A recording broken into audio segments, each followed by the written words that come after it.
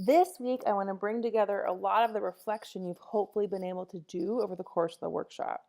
So, in working in our mindfulness skills and trying out different tools, we spent a lot of time identifying thoughts that may not serve you, ones that provoke negative feelings, that prevent confidence, that are grounded in scarcity, around jealousy.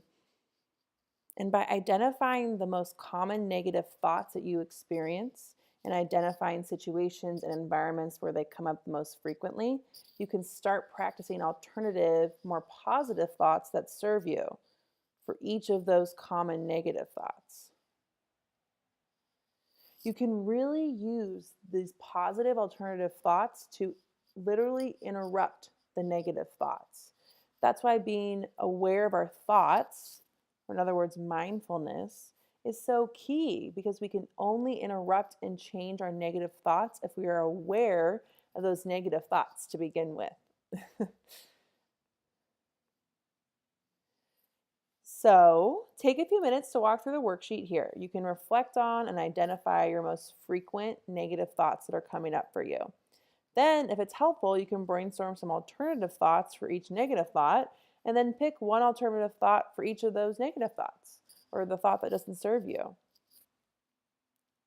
And friendly reminder, remember that we don't or that we do need to believe that alternative thought. So I want you to put a believable alternative positive thought on there. And if you're having a hard time being positive, make it neutral. So something along the lines of a simplistic example is, I hate the way my stomach looks.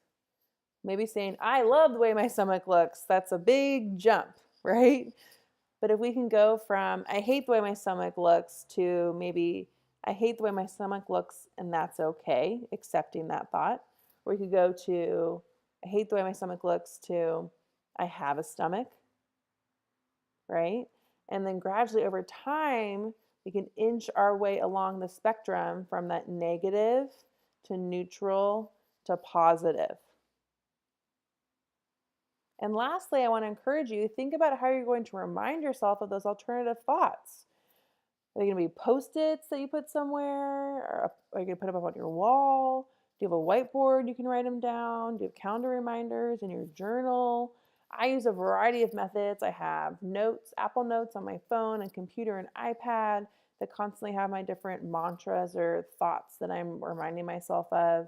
I have a whiteboard that I write things down. I'll use post-it notes sometimes. It's great. There are a lot of great tools and ways you can remind yourself of these thoughts. And then just keep practicing.